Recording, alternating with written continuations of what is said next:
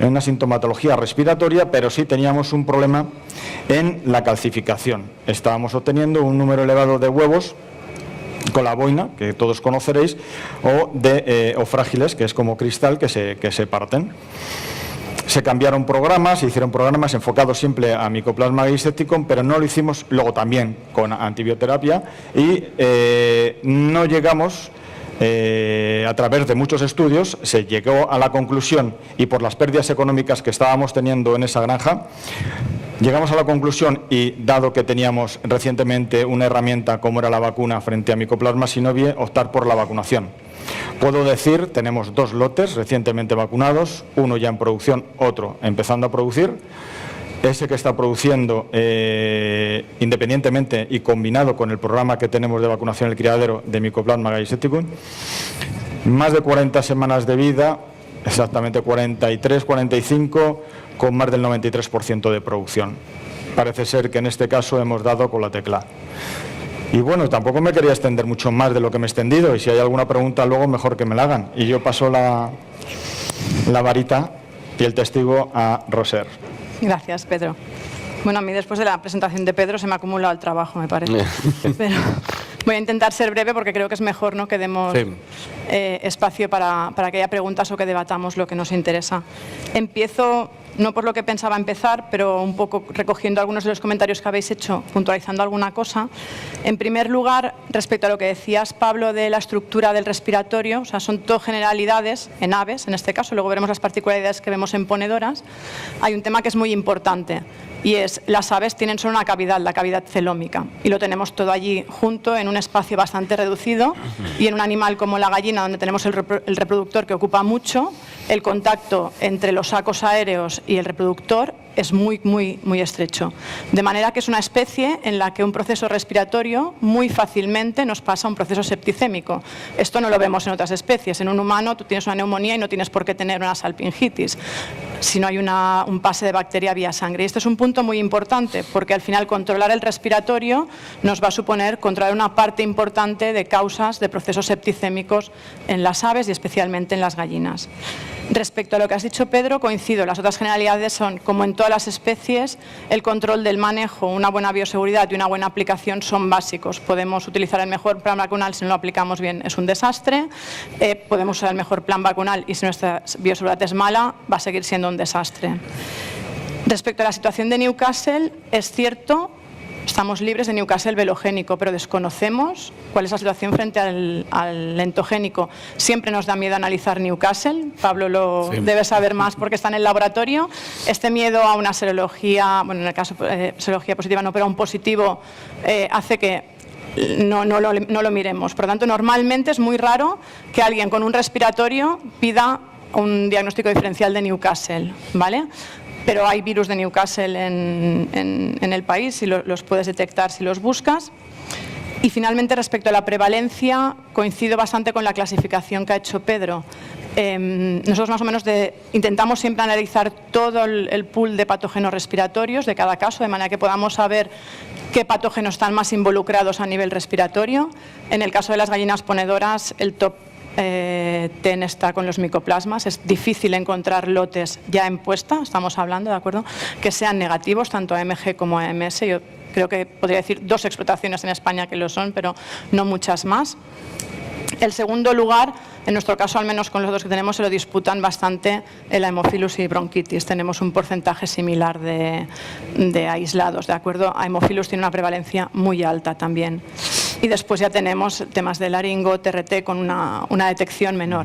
Es cierto que en el caso de TRT, igual Javier luego lo puede extender más, jugamos un poco Amarrategui. sin muchas armas porque es difícil detectarlo, está poco tiempo en el animal y esto yo creo que a veces hace que subdiagnostiquemos un poco, ¿de acuerdo?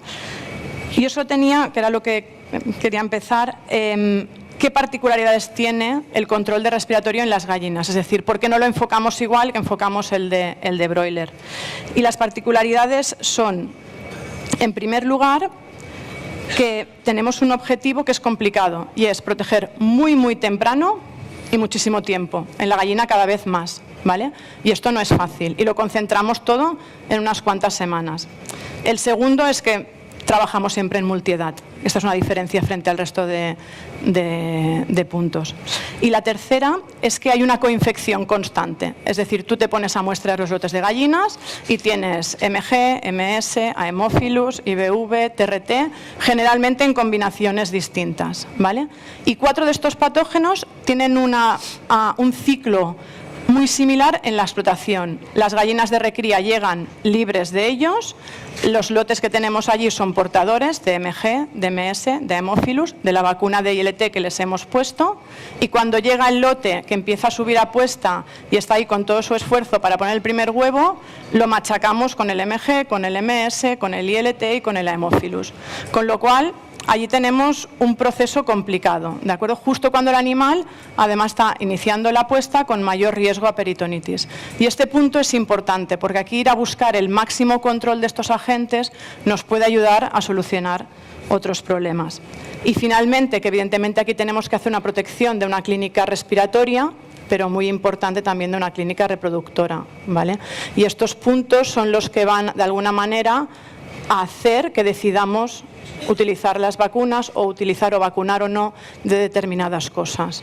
Yo era un poco la introducción que quería. Ya me han dejado poco que comentar y estoy de acuerdo con casi todo lo que habéis dicho. Por eso me apunto al primero. Bueno, yo diría al final que el tema del respiratorio, como todos habéis dicho y como todos sabéis, no es que sea complicado, sino que es lo siguiente. El problema del respiratorio al final dices, bueno, las vacunas vivas de laringotraqueitis, las cultivo celular, que ya no las tenemos aquí, las embrión de pollo, que sí que las tenemos todavía, ¿son malas las vacunas o es malo el que no podemos vacunar en 3 días una granja en gota ojo? ¿Qué es malo? Claro, vosotros diréis, no, es mala la vacuna. Claro, yo diré, no, es que ponéis granjas muy grandes, que no se pueden manejar bien para gota ojo, etcétera. No hay nada claro, no hay nada que sea sí o no, blanco, negro. Y siempre vamos a estar en debate o en discusión, ¿no? Que al final es un poco de lo que se trataba. El tema de patologías que comentabais al principio, influenza aviar y Newcastle, yo casi os diría que tocar madera, que es lo mejor que podemos hacer. Yo, las situaciones que he visto en otros lados con Newcastle influenza, mal dicho, es pamear y no echar gota. Y es difícil salir y cada uno tiene su teoría, incluso con muy buenas vacunas, programas vacunales muy cargados. Son típicas enfermedades que levantas el pie del acelerador de bioseguridad, plan vacunal. En cuanto baja el precio del huevo, por ejemplo, en ponedoras, empiezan a subir los problemas de Newcastle porque la gente empieza a ahorrar. Son enfermedades realmente que ojalá no las veamos nunca en España, ojalá. En cuanto a las cepas españolas, yo coincido contigo en que hay Newcastle y obviamente el entogénico no de declaración obligatoria, con el índice de patogenia intracerebral de no de declaración, pero existe. Entonces, yo creo que aquí hacemos dos cosas, en mi punto de vista, mal. Uno es no mirar serologías o cuando las vemos altas decir, esto es recirculación vacunal, ya. O nos inventamos alguna excusa. O directamente no mirar. El tener serología alta de Newcastle te puede indicar que haya un virus lentogénico por allí y que te esté complicando aún más una situación que es multifactorial, desde manejo, bioseguridad, bronquitis, TRT, neumo, lo que queráis y como lo queráis llamar. El tema de corizas, ¿qué fue antes? ¿Un problema vírico que se contaminó con una coriza y luego la coriza ya se quedó? Bueno, lo que está claro es que ya tenemos granjas positivas, ¿vale? Yo que hablo desde IPRA, que probablemente somos los únicos que vendemos vacuna comercial de coriza en España, y no porque viéramos el futuro, sino pues probablemente porque vimos el pasado. Bueno, pues la realidad es que está aquí, y está aquí para quedarse, y está aquí para quedarse no por la coriza en sí, o porque sea una bacteria nueva mucho más lista que la de hace 50 años, sino porque le hemos puesto las piedras en el camino para que pueda llegar a las granjas. Granjas multiedad, obviamente no os estoy diciendo que cerréis todas las granjas y pongáis granjas de todo dentro, todo fuera, pero el tema de coriza es apurar al máximo todas las condiciones de higiene y bioseguridad de las granjas.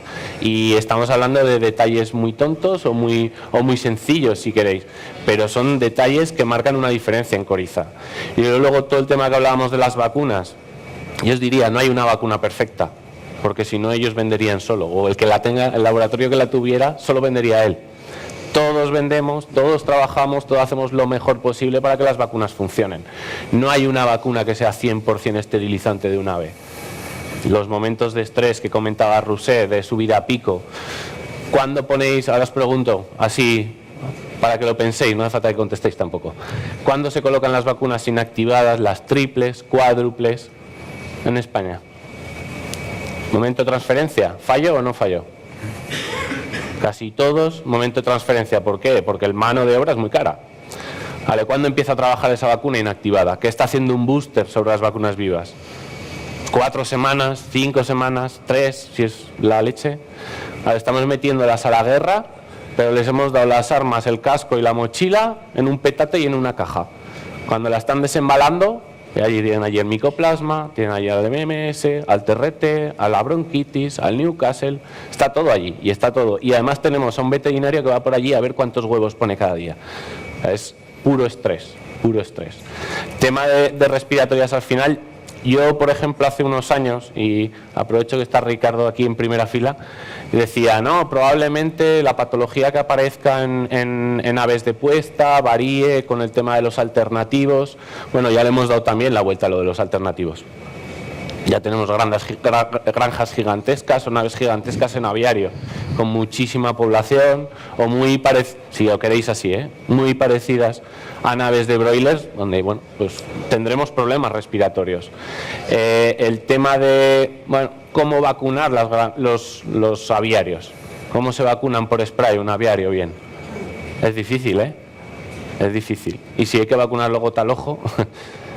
Pues ya no os cuento nada. No, a mí no me ha tocado, vosotros lo sabréis mejor que yo. Entonces yo creo que son muchas cosas que al final van a afectar a todo el tema de inmunidad respiratoria. Que te corte para que esto no parezca como un monólogo de cada uno, ¿no? Perdona. No, pero y creo que además con el tema de los aviarios, etcétera, estamos empezando a ver modificaciones de planes vacunales a la concentración, es decir, no voy a poner ninguna vacuna más a partir de las 10 semanas, con lo cual tenemos que concentrar muchísimo las vacunas. A partir de 5 o 6 semanas ponerlas por spray es imposible, con lo cual tenemos que empezar a apostar prácticamente, es decir, cuáles necesito sí o sí ponerlas por spray e intentar que nos entren esas primeras semanas y después ya dejarlo otro y empezar a calcular mucho, porque si yo pongo la inactivada muy pronto, ¿cuántas semanas han pasado de la última viva? De una gallina que va a llegar a 90 semanas. Exacto. Esto la verdad es que están modificando bastante el diseño y el encaje de las vacunas en los programas vacunales. Sí, coincido totalmente. El tema, por ejemplo, de nosotros hablamos de vacunas colocar antes para aprovechar en los manejos, y detrás vienen los de la genética, que no digo nada en contra de los de la genética, y dicen, no, pues ahora vais a tener 10 semanas más las gallinas, con vacunas que están registradas de hace un montón de años, que no sabemos, sabemos, al final de ciclo. Los ciclos se van alargando también.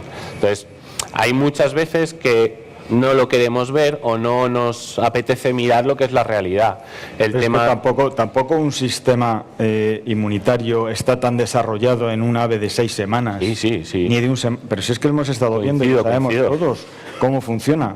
Pero no es que un sistema inmunitario pueda responder, o sea, es que no hemos podido crear aquel ejército que yo tengo que crear para defenderse de lo que estamos hablando, que son enfermedades respiratorias importantes. Si no tengo ese ejército, ¿con qué herramientas? Por eso decía antes que no hay que echar la vacuna, hay que vacunar correcto, bien, día de aplicación y momento de aplicación de la vacuna. El tema de vacunar, efecto booster, ¿cómo vas a conseguir un efecto booster? ¿Con qué vacuna? Si no has dejado ningún plazo entre una vacuna viva y una vacuna inactivada. ¿Dónde aplico esa vacuna si no tengo masa muscular? ¿Dónde voy? Bueno, pero porque estamos bajando las edades de vacunación muy temprano, correcto. Vale. Por eso, que estamos bajando, que nos estamos yo os digo, también complicando la vida. Por otro lado. Sí, eso estamos de acuerdo. Yo os digo, cuando hace falta pinchar, se puede pinchar en cualquier lado. Y os lo digo por otros lados, porque esto es otra cosa que también es muy tradicional en todos los mercados. Tú llegas a un mercado de gallina ponedora y te dicen, no, es imposible pinchar más a mi gallina. Imposible. Agarras el plan vacunal y dices, joder, macho, yo os voy a traer a todos un plan vacunal mexicano, que yo insisto, están chalaos a la hora de inyectar vacunas, pero se puede pinchar, si por pinchar se puede. Claro, que funcione o no funcione es otra historia, totalmente. Yo, por ejemplo, el tema que comentabas de nivel inmunitario, si es capaz o no capaz de desarrollar una respuesta, en el tema de respiratorias somos prácticamente vírgenes. Y digo vírgenes porque tú te pones a mirar inmunidad local, y aparte de que es muy difícil evaluar la inmunidad local y cómo la evalúas, es que tampoco se hace. Tampoco se hace por eso, porque al final te puedes gastar a la práctica no tenemos herramientas para cientos de miles de euros en un estudio para luego quedarte como desempezado. Por lo cual, yo os pido a todos los laboratorios, cuantas más vacunas recombinantes, mejor. Bueno, así las pondremos en la incubadora, nos quitamos el problema de encima y encima a lo mejor hasta tenemos inmunidad. ¿Cuántos mililitros le podemos meter a un pollito o a un huevo? Eso ya es una cuestión vuestra de que al final vamos a mandar pollitas de 100 gramos a base de vacuna recombinante. Sí, claro. Pues a los genetiquistas hacer 100 gramos de pollita. Uno de los problemas principales de las recombinantes es que no las puedes tampoco mezclar. Claro. Al menos las que son todas en base a HBT. Con lo cual tampoco hay que generar, eso sí es verdad, y en eso, al menos los laboratorios, creo que estamos en el intento, vacunas que lleven varios insertos dentro del mismo virus HBT, porque si no realmente tienes que elegir. Tanto nos pasa en Puesta como en Carren, que mucha gente te dice, pues yo ya tengo esta y me va bien. Sí, ofrecemos la el que menú. Me dices ahora me va también muy bien, pero no quito una o la otra, no puedo utilizar las dos. Es decir, que eso también es importante. En cualquier caso, Pedro, también has comentado antes que aparte de vacunar, hay que comprobar que la vacuna ha sido efectiva. Claro. Y hacer chequeos serológicos posteriores a las vacunaciones. Lo digo porque estamos poniendo un poco en duda... Hay que tener un histórico la granja. Y tener unas líneas base, es decir, tener una serie de información que hoy en día los laboratorios de diagnóstico lo pueden ofrecer, y de hecho lo están ofreciendo, y nos quitaríamos la duda de si es la vacuna o es la vacunación o es la inmunización. Son tres cosas que hay que tener en cuenta. Pero yo creo que es una práctica que creo yo que todo el mundo como veterinario lo debería hacer. Si quiere saber qué es lo que tenía y qué es lo que le está pasando y qué es lo que le puede pasar. Si no sabemos un antecedente, es como tú cuando vas al médico, o a mí me pasó el otro día. Yo fui la primera vez que iba a la Seguridad Social, sabéis todos por qué, y era la primera vez que iba a la Seguridad Social. No tenían nada, no sabían ni que existía prácticamente. Le tuve que dar yo todo el histórico a la enfermera para que me apuntara allí, por lo menos tener algo cuando fuera al médico que supiera de mí. Pues esto es igual. Si tú no te preocupas de hacer un histórico de tu granja, de tu nave, cuando tengas un problema, realmente vas a dudar mucho de cuál va a ser el problema. ¿Por dónde voy a empezar a atacar? Si de la otra manera lo tengo ya previsto, yo sé por dónde puedo ir, me puedo andar, sabiendo todo lo que yo he hecho dentro de la granja.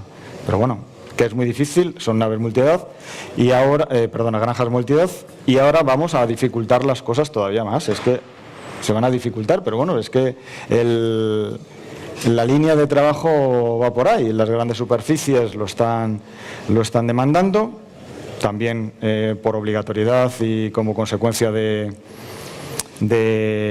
presiones de ONGs y organismos animalistas, y bueno, pues se está un poco cambiando todo el sistema. Se ha hablado del tema de consumos, se ha hablado un montón de cosas que han hablado aquí, que es importante que cada uno se lleve tres ideas básicas de lo que aquí se ha dicho para que lo ponga luego en práctica en su granja. Si hoy coge 3 y mañana 3 y pasado 3, hombre, pues a lo mejor dentro de un año, pues mira, va mucho mejor. Claro que sí. Y esto es una mesa redonda, pero no solamente vamos a intervenir nosotros, sino que recordar que podéis hacer preguntas al sistema, como la que tenemos ahora en la pantalla, y lo podemos comentar entre todos. Yo creo que esta es lo que acabamos de comentar, pero la podemos leer. La elaboración de líneas base puede ser útil para conocer la respuesta inmune esperada frente a vacunas de enfermedades respiratorias en nuestros lotes. Yo creo que es lo que acabamos de comentar. Yo creo que sería recomendable, dentro de las medidas de las posibilidades de cada uno, que pudiera tener unas líneas base de sus lotes y de sus naves, sobre todo. Sí, yo sí puedo añadir algo a lo que habéis comentado. Y sí, hombre, claro. En relación a la pregunta, yo creo que es esencial. Es decir, es esencial por dos razones. Una, porque hay patologías en las que hay una correlación muy clara entre título de anticuerpos y protección, con lo cual tenemos que asegurarnos que hemos alcanzado un título de anticuerpos suficiente para tener una protección total, puede ser el caso de Newcastle. Y otra, porque nos sirve evidentemente para ver si hemos vacunado bien o hemos alcanzado, o incluso ver si hemos cambiado programas vacunales, qué efecto pueden tener. ¿De acuerdo? Entonces la serología es esencial. Es esencial porque es verdad que con otras técnicas tal vez no podamos alcanzar todo el rango de patógenos. Es verdad que hoy en día yo creo que también es bueno complementar esto con chequeos sistemáticos, por ejemplo de hisopos cloacales, que nos puede ayudar a ver pues, circulación de determinados virus, aquellos que tienen una excreción cloacal o en heces, como puede ser bronquitis, como puede ser Newcastle, o hisopos traqueales, porque vemos los crónicos, una Haemophilus, un Mycoplasma, podemos empezar a ver un poco